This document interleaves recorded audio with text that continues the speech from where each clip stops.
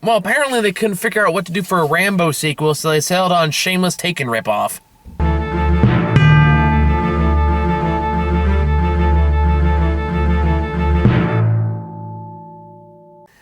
Alright, hey guys, just me tonight. This is a case where I just need to get this over with, and I didn't have time to, like, stretch it out anymore, so it's like, fuck it, I'll just go see it by myself. So this is the newest Rambo movie. I feel like I need to talk very briefly about what I thought of the movies. I actually haven't seen that many other Rambo movies. I saw the last one, because I saw it in theaters with my dad when it first came out. And I want to say I've seen at least most of the first one. Or at least, I guess, the parts that matter, which feels mean to say. I know of the series, like, I kind of know the direction it takes, and I've seen a few videos of people talking about it, but I've never actually really sat down and watched them myself. I respect the first one quite a lot, because I've seen, like, the monologues and, like, the alternate endings and stuff like that he did for it, and, like, they were ballsy for their time, and they definitely deserve, like, there's a reason the movies have held up as well as they have down the line. There's a lot of moral gray area there.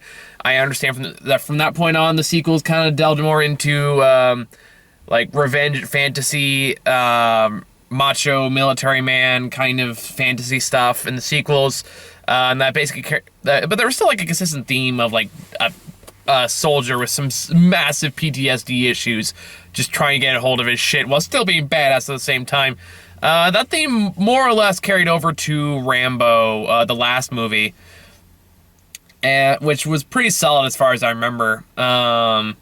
And I guess they couldn't figure out where the hell to go from there, because we get this movie and it sucks.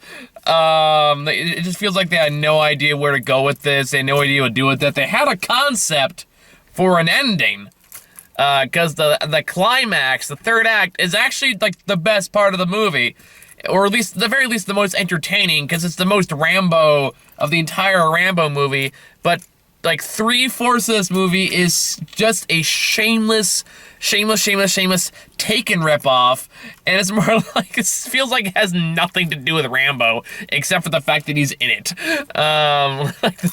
Like the themes, as far as I know, again, as far as I know, like, I'm not a big Rambo fan. I'm sure other, like, more hardcore Rambo fans could probably educate me, but from my understanding, like, this is not Rambo. This is not what you expect from these movies. Not that it necessarily needs to follow the same formula, but if it's gonna change it up, at least to be interesting, at least do something different, different in a good way, different that's just not like, okay, well, here's another popular movie that involved another badass ex-military person, let's just do that, because that's what this movie is, because I don't think Rambo, like, has a daughter or a daughter figure in the other movies. I could be wrong, I don't think so. But he does here. Yeah, I guess after the first one, after the last movie, when he's gets off his big ass turret, he just decides to go to a farm because sure, whatever. And now I guess he trains horses. Fuck it, whatever. And he has this was like I don't know if it's like an adopted daughter or if they're actually like related by blood, but she like it's this girl. She calls her uncle John, so I'm assuming like guess like maybe it's her niece or just a girl that she found that abandoned by her father and her mother died. So I guess it takes him. Either way, you're stuck with this girl for a good chunk of the movie. And here's the thing with this movie, you can tell it's made on a pretty cheap budget. Most of the budget was allocated towards the end of the film, because that's where a lot of the action stuff, and that's where like most of Rambo action takes place, and that is like, that's what you're there to see. So, unfortunately, it's one of those cases, like, you could just, honestly, you could just skip paying full price for this and just go watch those clips on YouTube, because you know that those are going to be up almost immediately when this movie comes out on Blu-ray, maybe before then. The problem is with movies, you can tell it's made on a budget, which means like the only real actor they could hire was of course Stallone, because he owns a production company and he clearly wanted to make this movie. So he's like, as far as acting goes, he's still the best part of it, but everyone else is trash. Like, everyone else sucks. And I feel bad for saying that, but they're just wooden and lifeless and stereotypical and annoying and obnoxious. I'm just throwing a lot of catchphrases at you, but the point is, no one is really throwing in a very top-notch performance. The villains in this movie, I guess, they're like Mexican gang leaders, basically, who run like a sex trade operation kind of thing. So yeah, just like Taken. It's just like Taken. Our main character is like ex-military. He's really goddamn good at what he does, and he's trying to keep it all contained. It's barely contained rage, and he's retired from that life. He's found a new life with his daughter figure, and the daughter figure decides, I'm gonna go to another country, and the dad says, that's a bad idea. You should not do that. And she says, I won't do that, and then she doesn't. And then while she's there, she gets taken, by a sex trafficking ring. And the dad finds out and he says, I'm gonna go over to that other country and I'm gonna track her down and I'm gonna save her.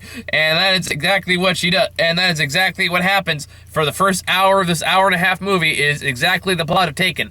And even right, like, it's except for place, what was it? Like, was it France in Taken? I want to say it was France. I could be wrong. You replace that with Mexico. And yeah, it's the same fucking movie. Sorry, I feel like I say this every time, but I'm tired. It's been a long week, and it's gonna be a longer week next week, so we're just gonna see how this goes. So I guess I'm a little burnt out, just a bit. So I'm doing my best. And the problem is, like, for the first half of the movie, the character of Rambo is a pretty big fucking idiot, which is kind of just surprising for this character, because even like the last movie, he still approached things with caution. He still approached things like with care and like stealthily, and like he knew what he was doing. But in this movie, you can argue it's like, oh, but he's like really concerned, he's in a rush. But I'm more putting up to lazy writing, because that this behavior disappears in the third act of the film. He quickly figures out, like, he kind of quickly tracks down like who's in charge of the sex trafficking ring and where his sort of daughter is. After torturing some people, as you do, and tracking them down, but instead of like, I don't know, like surveying the area and finding a good way to approach, or like maybe trying to take out some of the guards or some of the people that were patrolling there, because there's like a shit ton of people in this area, he just kind of moseys around like he's playing Hitman really badly, because he immediately gets noticed. Because like he's like doing this thing where like he's like trying to peek behind a wall to get an idea like where they are and like what his target is and how he's gonna get in there. But he's not even like standing behind the wall particularly well, because he can still see his entire body, and it's Sylvester Stallone, so it's still like this gigantic mountain of a man just going and you can tell he's hiding behind there badly, because they even show like from the gangster's perspective, and you just see him just standing there staring at these people, and of course they fucking notice him. Of course they do. So he kind of starts walking around, and all the other gang members like start noticing him, because he makes no attempt to hide it. And then he goes up there, and then he starts like showing, like, he doesn't say anything for reasons, and he's like shows a picture of his daughter, and then they beat the shit out of him, because of course they do, because it's like 50 to 1 odds, and there's no fucking way. It's like, what did you think was gonna happen here? What did you think? What was the thought process? Shit like that is really annoying. The daughter is really annoying. She's like, I feel bad for the actress. I can tell she's trying. So I don't want to shit on her too bad, but she just, one of those characters, makes dumbass decision after dumbass decision. Because her whole thing is that she finds out from this one girl that, like, I guess bad influence friend, we'll just call her that, went down to Mexico and tracked down the father that abandoned her, and she's like, I want to go, and Sylvester Stallone's like, that is a terrible idea, your dad's a piece of shit. And the Daughter goes, okay, yeah, you're probably right. I'm not gonna go. Dad's like, good. And then the next day, she goes, I want to go. And then I guess her aunt or whatever starts sounding like, you shouldn't do that. Your dad's a piece of shit. Stallone goes, I agree. And she goes, fine, I won't go. So then she's like, I'm gonna go to a friend's house. Totally not gonna change my mind going to Mexico. They say, okay, bye, have a good time. Not thinking to, like, I don't know, like, call the friend at any point in the afternoon to ask, make sure she went there, not thinking for a second she turned around and goes straight to fucking Mexico, which of course she fucking does, because the movie needs to happen. And the problem is then you're stuck with this character who is really dry and really annoying to listen to and just not engage in any significant way.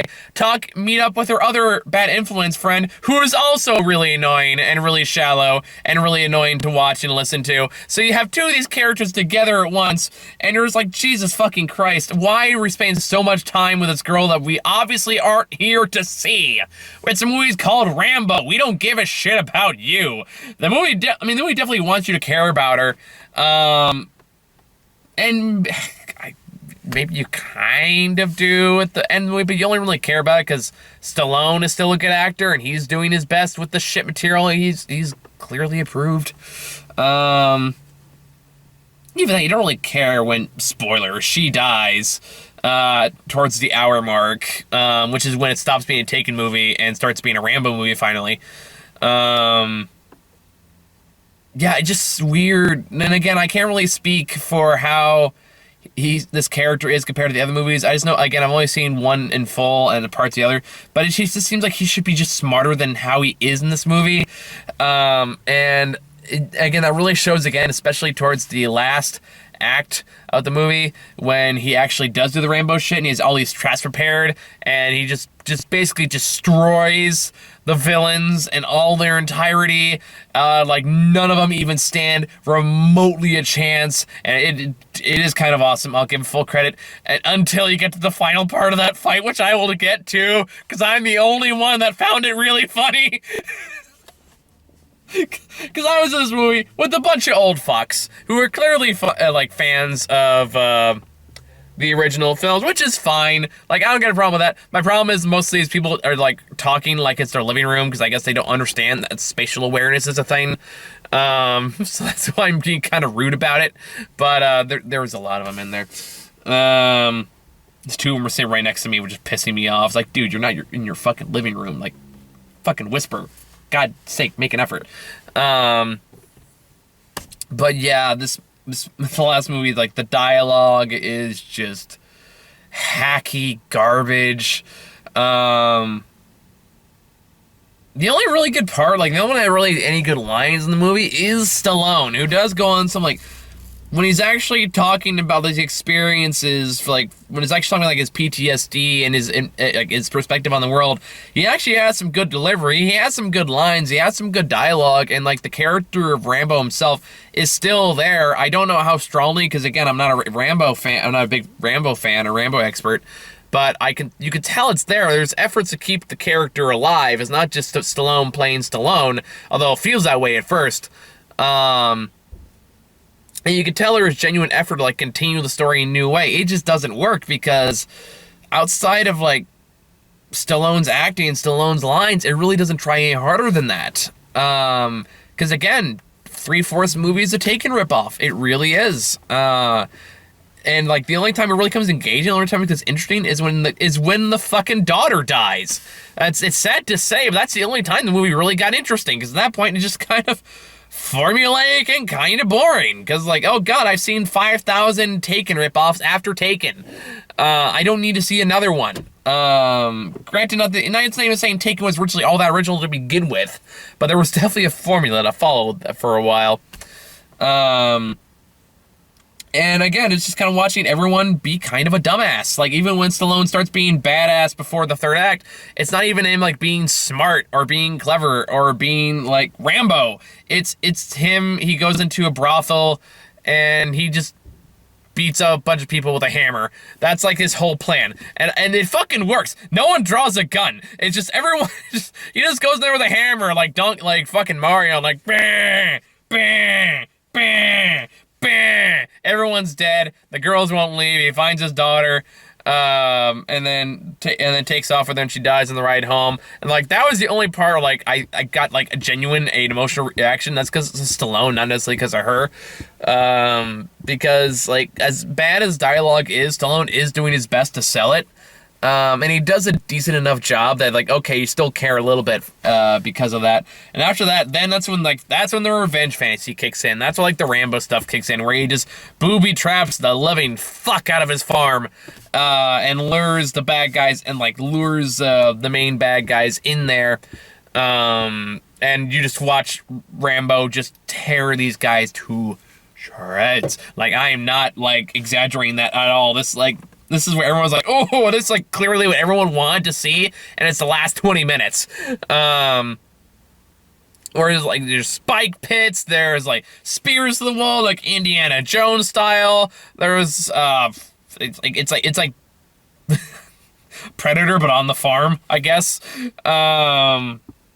And it's like, yeah, that part's entertaining. There's explosions. There's a fucking tunnel that Stallone has, like, buried, like, built himself under his farm. So he's got this massive tunnel system that is just all kinds of fucked up. At one point, he starts playing music just to fuck with them.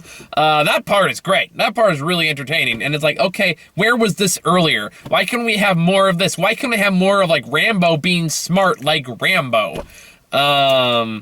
I mean, granted, if I wanted the movie I wanted, I would have more commentary about, like, actually trying to build a life after war, which there is, like, a little bit, but not nearly enough. It's mostly just monologues, like, interspersed throughout, and then, like, a little weird speech at the very end about how they're basically trying to stretch out this franchise even longer. But yeah, like, you'll still get the Rambo parts. It just, by the time it comes around, you're just kind of waiting for it to end. So you're glad it happens, but at the same time, it's also like, I feel like I wasted a lot of time getting here. It doesn't feel like the culmination of a journey. It feels like, what's the best analogy I could think of? It feels like a guy who it's like a guy, it's the journey does not build to a satisfying payoff. It feels like we spent a lot of time watching a different movie, and then we watched a live-action short on YouTube. That's kind of what it feels like. That's the best comparison I could think of.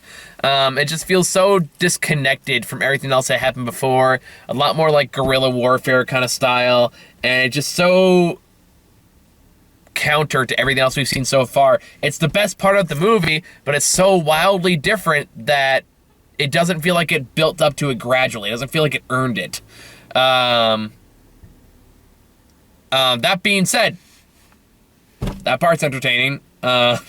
Oh, but it culminates in, like, one part that does culminate into something, and a part that is so ridiculous. When it happened, I was the only one that laughed, and I'm pretty sure people got mad at me for laughing, was a part where, like, after the daughter dies, everyone makes a point of saying, I feel like I got my heart cut out. Like, it just cut out my heart and tore into pieces. The love is gone, my heart is cut out. They say, like, that phrase over and over again.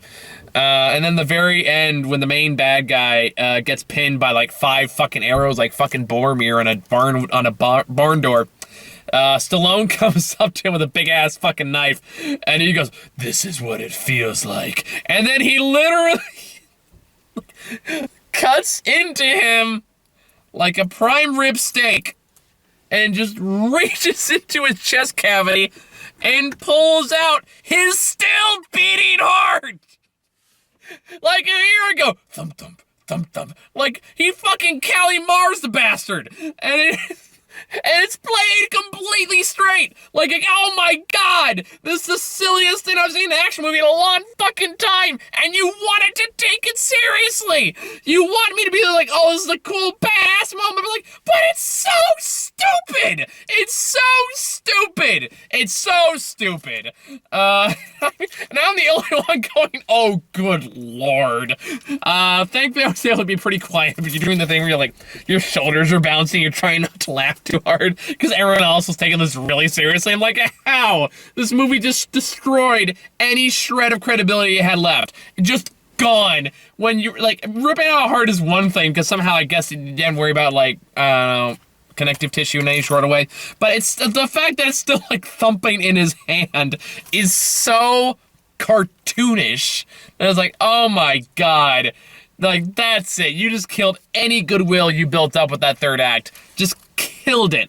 Gone. And then the movie just ends with him on a rocking chair on a porch. And that's how the movie ends. And it's like, good lord, that was stupid. Funny stupid, but still stupid. And yeah, that's the latest Rambo movie. Is it... it's not even close to the worst movie I've seen this year. I doubt it will make my top 10 worst this year. But it does feel like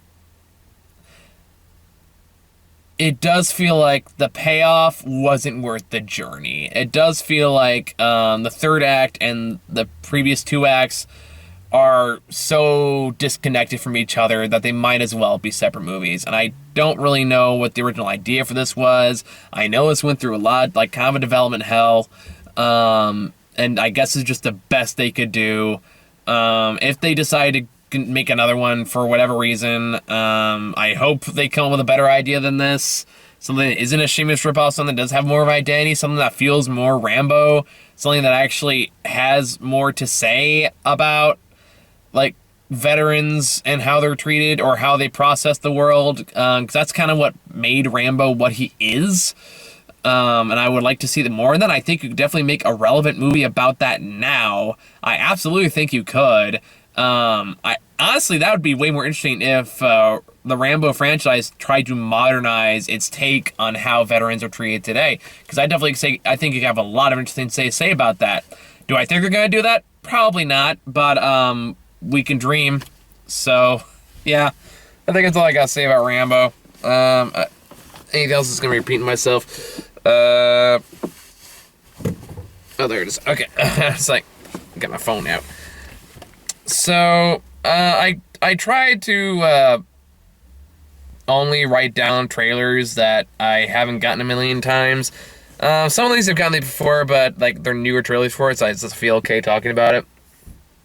So the first trailer I got was for Black and Blue, which is a movie that is has potential. I don't know. It's going to really depend on how they handle the subject matter, because the whole thing, it's a black woman who joins a police force, and she's basically told, forget about the black community, you're blue now, so you have to be loyal to the cops.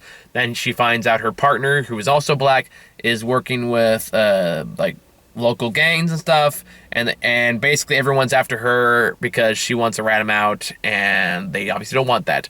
So yeah, so it's a cop trying to take down other cops while all of them are after her. So like that can work, because it definitely says it wants to talk about the relationship between the black community and police officers, which is I am in no way, shape, or form qualified to talk about. So I don't know. That's a case where I'm just gonna have to wait and see. I'm gonna have to get some opinions on it that aren't mine, because again, I'm so not the authority on or any kind of authority to talk about that.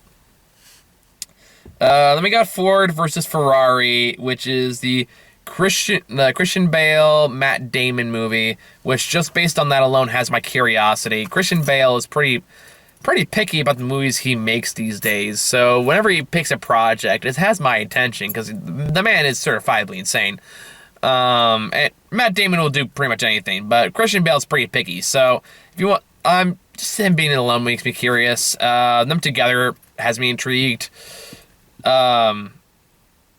Yeah, it looks decent for like a race movie.